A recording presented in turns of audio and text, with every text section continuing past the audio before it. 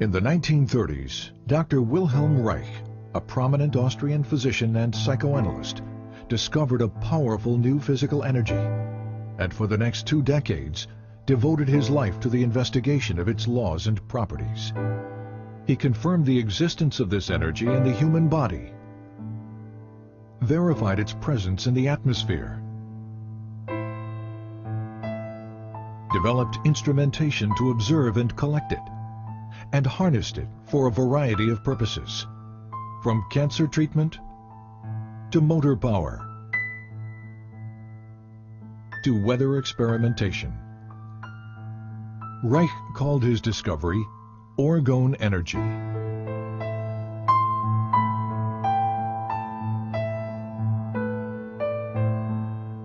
But tragically, it was a discovery that the world was not ready for.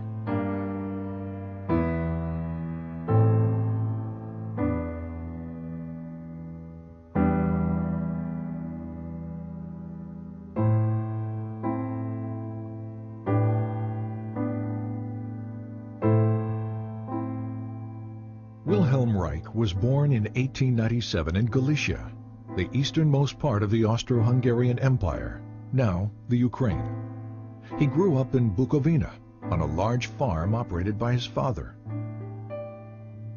Until he was 13 years old, Reich was educated at home by tutors.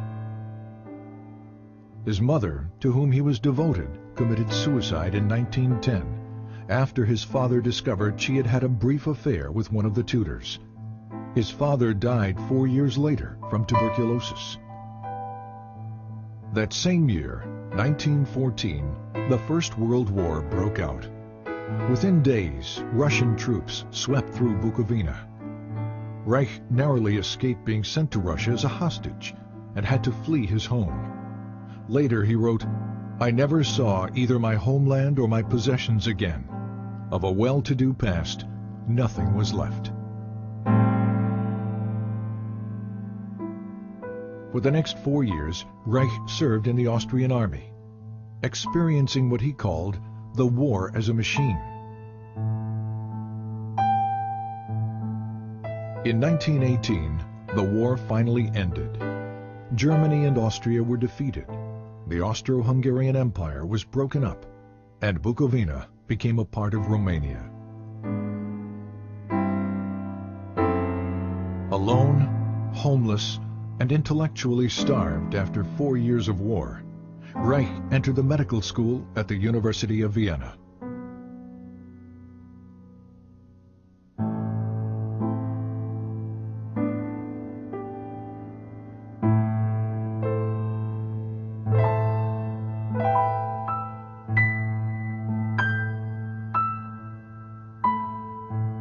Reich's recognition of the significance of sexuality drew him to the work of Dr. Sigmund Freud, the father of psychoanalysis. Soon he was considered one of Freud's most promising students. Freud had discovered that neuroses are caused by the conflict between natural sexual instincts and the social denial and frustration of those instincts. Freud had also hypothesized the existence of a biological sexual energy in the body. He called it libido, and described it as something which is capable of increase, decrease, displacement, and discharge, and which extends itself over the memory traces of an idea like an electric charge over the surface of the body. But as the years passed, Freud and his followers diluted much of this concept, reducing the libido to little more than a psychological energy or idea. By 1925, Freud had concluded that the libido theory may therefore, for the present, be pursued only by the path of speculation. Reich's clinical observations, however, demonstrated that sexual energy was more than just an idea, and that sexual satisfaction, in fact, alleviated neurotic symptoms. He discovered that the function of the orgasm is to maintain an energy equilibrium by discharging excess biological energy that builds up naturally in the body. If that discharge function is disturbed, as it proved to be in all his patients, this energy continues to build up without adequate release, stagnating and fueling neurotic disorders. Reich's orgasm theory set him apart from his colleagues because it indicated that the libido was a real physical energy that possibly might be measured quantitatively. His clinical work also led to new therapeutic techniques designed to discover and eliminate any impediments to the flow and discharge of this energy. But the widespread existence of human misery forced Reich to conclude that the solution to the problem of neuroses was not treatment, it was prevention. You have to revamp your whole way of thinking, said Reich, so that you don't think from the standpoint of the state and the culture, but from the standpoint of what people need and what they suffer from. Then you arrange your social institutions accordingly. Freud, on the other hand, maintained that culture takes precedence, that sexual instincts must be adapted to the existing social structure. These conflicting positions led to an eventual break between Reich and Freud. In Vienna and later in Berlin, Reich devoted much of his time and money educating working-class people about the essential role of sexuality in their lives. I had 6 clinics in Vienna, said Reich, where people came and received advice once or twice a week. To provide medical and educational help was its purpose. To reach the greatest number of people, he worked within the socialist and communist parties to promote sex education, birth control, divorce rights, and better housing. Reich recalled that in Berlin there were about 50,000 people in my organization in the first year. Reich was also very outspoken about Germany's turbulent political climate. Unlike most members of the Berlin Psychoanalytic Association, Reich openly opposed the rise of the Nazi Party.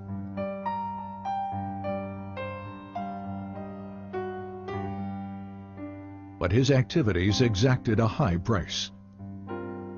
He was denounced by the communists and expelled from the International Psychoanalytic Association, calling these events catastrophes which threaten my personal, professional, and social existence. When asked what he would do, Reich replied, "Just go on."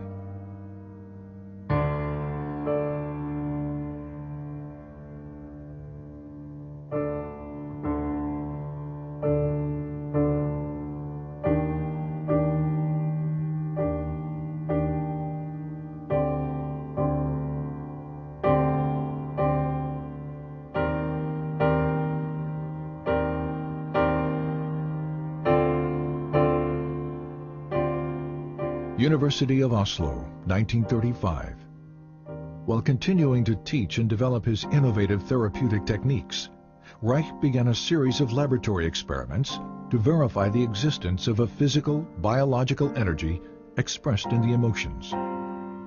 Using human subjects, Reich was able to demonstrate a charge at the skin surface directly related to feelings of pleasure or anxiety. The charge would increase when a subject experienced pleasure and decrease during feelings of unpleasure. From this, Reich concluded that pleasure is the movement of biological energy toward the periphery of the organism, while anxiety is the movement of this energy toward the center. He assumed this energy to be electrical. But was it? And did similar energy processes exist in more basic life forms? Reich discovered that under certain conditions, sterilized and unsterilized substances, such as grass, blood, sand, charcoal, and foodstuffs, disintegrate into pulsating vesicles that exhibit a bluish color. He called these vesicles bions. Reich observed internal motility in the bions, an effect of energy.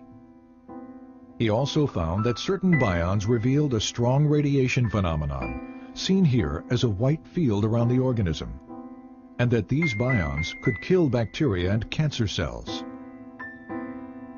This radiation confirmed the existence of an energy that did not obey any known laws of electricity or magnetism. Reich called this energy orgone, because its discovery had evolved from his investigation of the orgasm function, and because this energy could charge organic matter. When he published his findings, the scientific and psychiatric communities responded with a vicious year-long attack in the Norwegian press. In the wake of this response, and the inevitability of a Second World War, Reich began to look to America as the future home for his work. In August 1939, Reich sailed for America on the last ship to leave Norway before World War II broke out.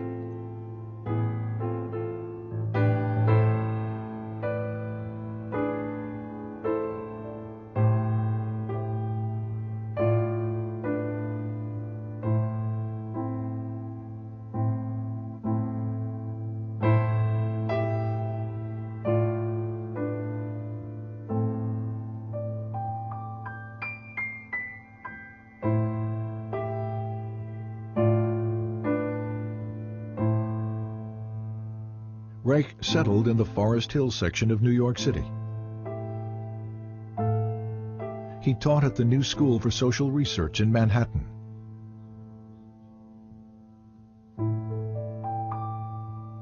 Published his books in English. Trained American physicians in his therapeutic techniques. And pursued his investigations of orgone energy.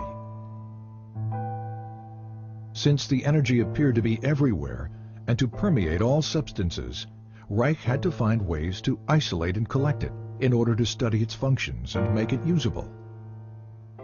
Experiments demonstrated that organic or non-metallic materials, such as cotton, wool, or plastic, attract, absorb, and hold the energy.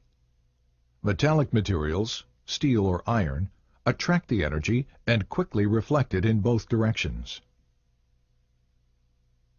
On the basis of these experiments, Reich constructed small boxes with alternating layers of organic and metallic materials, with the inner walls lined with metal. The organic layers attract the atmospheric orgone energy, which is then directed inward by the metal layers. Any energy reflected outward by the metal layers is reabsorbed by the organic material, attracted back to the metal, and directed toward the inside of the box. The result?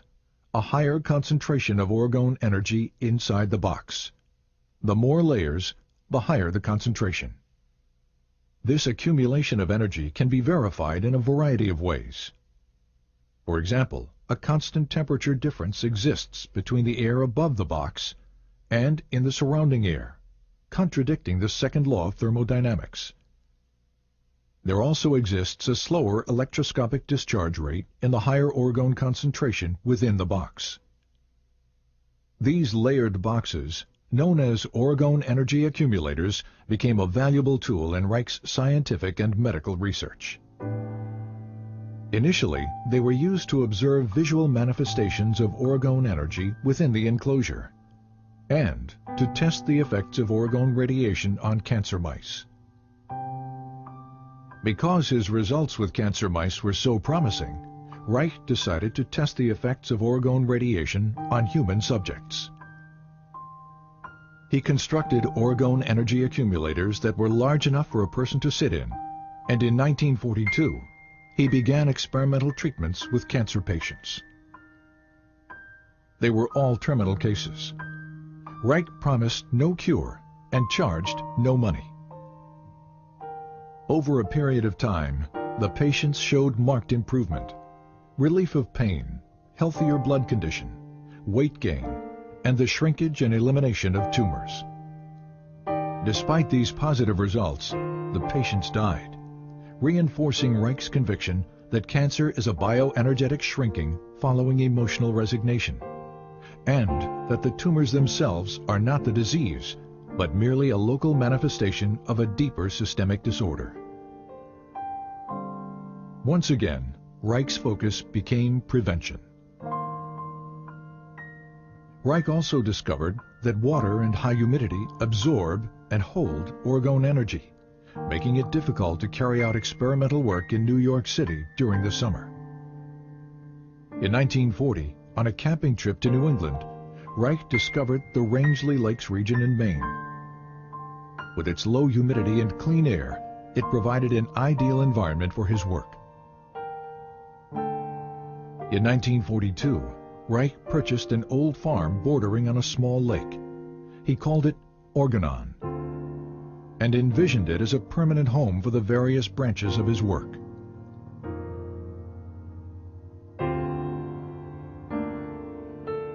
In 1945, a student's laboratory was built.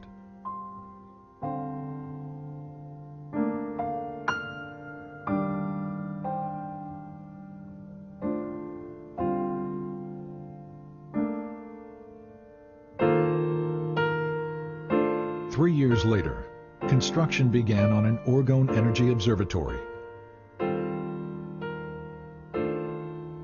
which included additional laboratory facilities, Reich's study and library,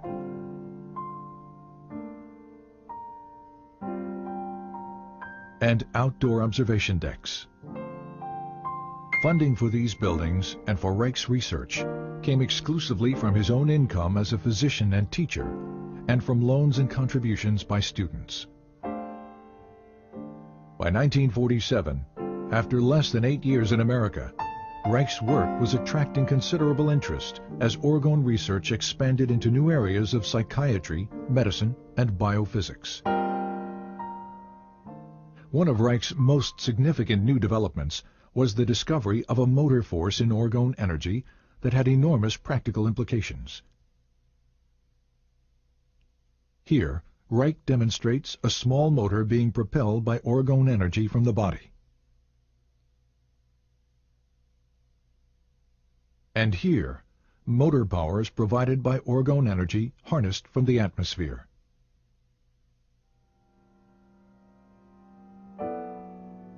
With the development of Organon, Reich's dream of a home for his work was slowly becoming a reality. Sadly, it was a dream that he would not see fulfilled.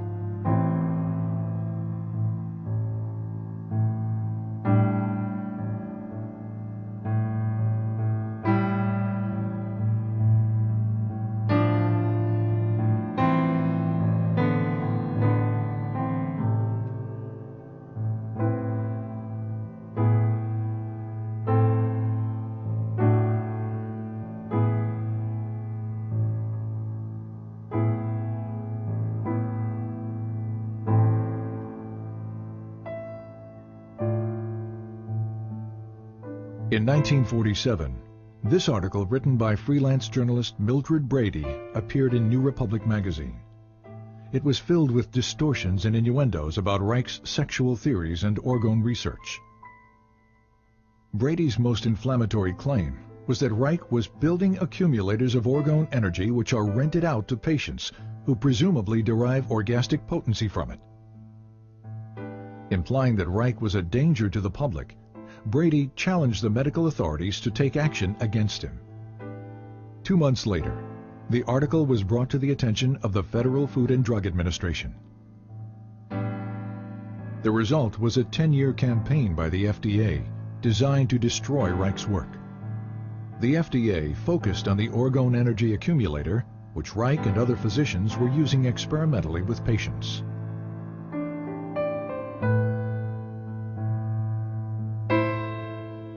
Convinced that the accumulator was being fraudulently promoted as a sexual and medical device, FDA agents spent years interviewing Reich's associates, physicians, students, and patients, looking for dissatisfied accumulator users. None were ever found.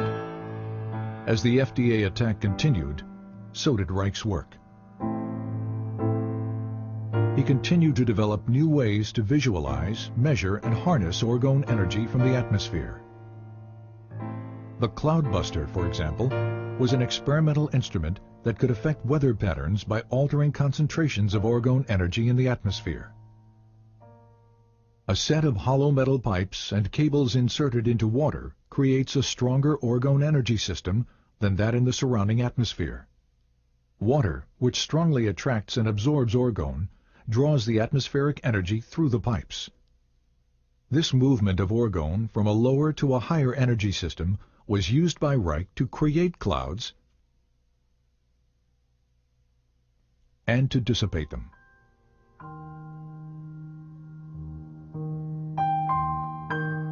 In 1953, during a long drought that threatened the Maine blueberry crop, several farmers offered to pay Reich if he could bring rain to the parched region.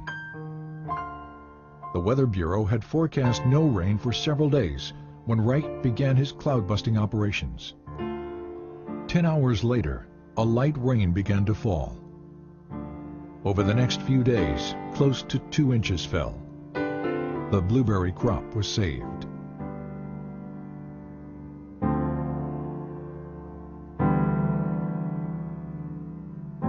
In February 1954, the FDA filed a complaint for injunction against Reich in the federal court in Portland, Maine. The complaint declared that Orgone Energy does not exist. It asked the court to prohibit the shipment of accumulators in interstate commerce and to ban Reich's published literature, which they claim was labeling for the accumulators. Reich responded to the complaint with a lengthy letter to Judge John Clifford, explaining that he could not appear in court since doing so would allow a court of law to judge basic scientific research. Scientific matters, he wrote, can only be clarified by prolonged, faithful, bona fide observations in friendly exchange of opinion, never by litigation. I therefore submit, in the name of truth and justice, that I shall not appear in court. Judge Clifford did not accept Reich's letter as a valid legal response, and the injunction was issued on default, as if Reich had never responded at all. But the injunction was even more excessive than the initial complaint. It ordered that all Orgone Energy accumulators and their parts were to be destroyed. It ordered all materials containing instructions for the use of the accumulator to be destroyed as well. It also banned a list of Reich's books containing statements about Orgone Energy, until such time as all references to Orgone Energy were deleted.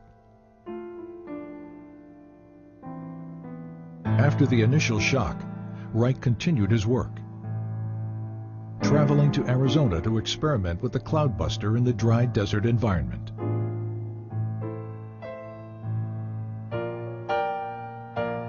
While he was there, and without his knowledge, one of Reich's students, Dr. Michael Silvert, moved a truckload of accumulators and books from Rangeley, Maine to New York City, a direct violation of the injunction. As a result, the FDA charged Reich and Silvert with criminal contempt of court. In 1956, both men were found guilty. Reich was sentenced to 2 years in a federal prison. While Reich appealed his sentence, the government carried out the destruction of accumulators and literature. In New York City, several tons of Reich's books and other publications were burned in one of the city's garbage incinerators, including titles that were only to have been banned. This destruction of literature constitutes one of the most heinous acts of censorship in United States history.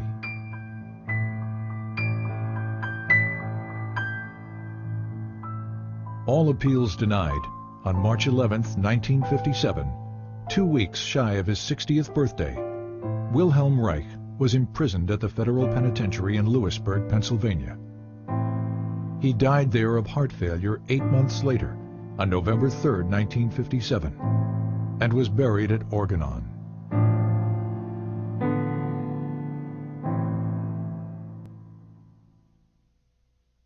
But the tragedy of Reich's death should not be allowed to overshadow the richness of his life, for while he lived, he was truly alive.